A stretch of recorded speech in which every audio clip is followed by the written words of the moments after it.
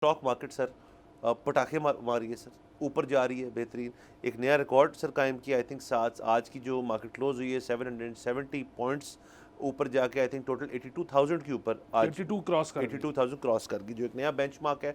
तो stock market रुक नहीं रही सर। उसके अलावा आप ये भी ऐड करते हैं उसके अंदर के शरह सूद जो है वो 17.5% तक ले आए हैं, और इन्फ्लेशनरी फिगर्स जो हैं वो भी कम कर रहे हैं। तो जो लोग सारे सर तमाम कहते हैं कि जी मैक्रो इकोनॉमिक इंडिकेटर जो हैं वो एक बेहतरी की मिसाल दे रहे हैं, तो वो बात तो अपनी जगह ठीक है सर। लेकिन ये सारा कुछ स्टॉक मार्केट का, ये इन्फ्लेशन का, ये इंटरेस्ट रेट का, ये ग्रास रूट पे ये आपके जो जिस शख्स को भी बिल आने हैं उस तक ट्रांसलेट क्यों नहीं हो रहा? जी सर, उस तक ट्रांसलेट नहीं हो रहा, उस तक ट्रांसलेट शायद होगा भी नहीं। बेसिकली इस बात को समझने की ज़रूरत है कि ये जो इंडिकेटर्स हैं जिसकी वजह से स्टॉक मार्केट ऊपर जा रही है, उसमें जो सबसे बुनियादी बात है वो ये है कि हमारी stock market in the first place under valued थी, तो वो अब अपनी मार्केट करेक्ट कर रही है। ये बिल्कुल ऐसे ही है कि क्योंकि पाकिस्तान में रियल इस्टेट लोगों को समझ में आती है, तो एक सपोज प्लॉट है जिसकी कीमत असल में 1 करोड़ रुपया होना चाहिए, लेकिन आपने उस पर स्पेकुलेट इतना किया, मैंने आपको बेचा, आपने फिर वापस मुझे बेचा, मैंने फिर आपको बेचा, वो स्पेकुलेट कर करके हमने उसको 2 करोड़ में पहुंचा दिया। अब लेकिन उसकी कीमत तो 1 करोड़ होनी चाहिए। तो कुछ अरसे बाद जब मार्केट अपने आप को करेक्ट करेगी, जिसमें हम कहते हैं क्रैश हो गई है मार्केट, वो आ जाएगा नीचे करोड़ पे।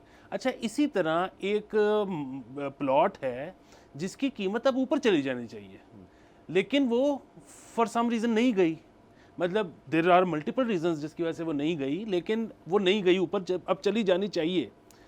तो उसमें क्या होता है कि एक ना दिन तो मार्केट ने अपने आप को करेक्ट करना है, उस प्लॉट ने ऊपर जाना है। वो जब जाएगा तो क्या होगा, आप कहोगे कि यार ये तो आजकल बड़ा अच्छा परफॉर्म कर रही है मार्केट। सो जो हमारी स्टॉक मार्केट है ना, वो अंडर वैल्यूड थी, वो अपनी ठीक जगह पर आ रही है। इसमें लोगों को फ़ायदा हो रहा है, वो प्रॉफिट जो इसमें इन्वेस्ट कर रहे हैं उनको फ़ायदा हो रहा है। अच्छा, दूसरी चीज़ ये है कि ब्लूमबर्ग की रिपोर्ट के मुताबिक कुछ तकरीबन $84 मिलियन आपकी स्टॉक मार्केट में जो है वो इन्वेस्ट हुआ है 1 साल के अंदर। यानी कि यहाँ से बाहर रहने वाले भी अब स्टॉक्स ले रहे हैं, क्योंकि उनको भी नज़र आ रहा है कि ये मार्केट ने ठीक होना है।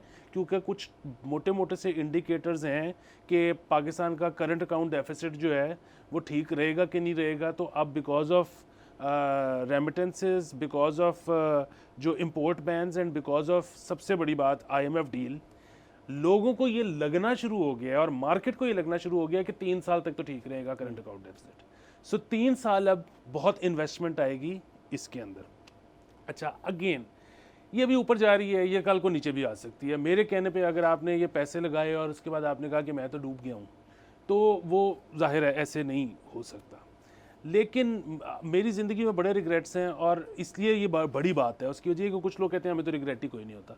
मुझे बहुत ज़्यादा रिग्रेट्स हैं, लेकिन मेरी ज़िंदगी का सबसे बड़ा आज के दिन में रिग्रेट ये है कि एक किताब है रिच डैड पुअर डैड, वो मैंने पढ़ ली थी 2002-3 में, लेकिन मैंने उसके बाद भी इन्वेस्ट नहीं करना शुरू किया मार्केट में।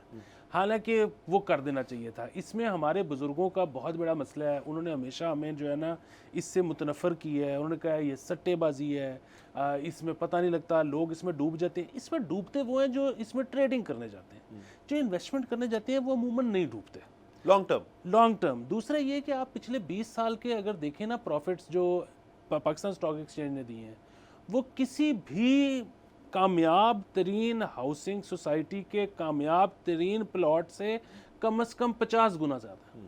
ठीक है। तीसरी और आखिरी चीज़ ये है कि अगर आप इसमें जाके रातों रात अमीर होने की कोशिश करोगे, पेनी स्टॉक्स उठाओगे, फिर आप डूबोगे भी।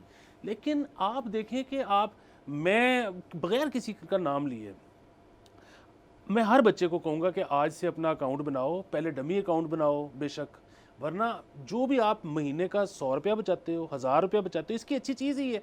प्लॉट तो आप जब तक लाखों रुपए ना हो ले ही नहीं सकते, ये तो आप 10 रुपये के भी ले सकते हो।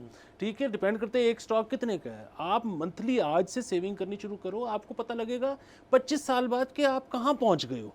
ठीक है। बुनियादी बात यह है कि ऐसी कंपनी, ऐसे बैंक्स जो आपके पैदा होने से पहले के हैं, तो अगर उनको अभी तक वो नहीं कुछ हुआ तो आगे भी कुछ नहीं होगा मोस्ट प्रोबेबली।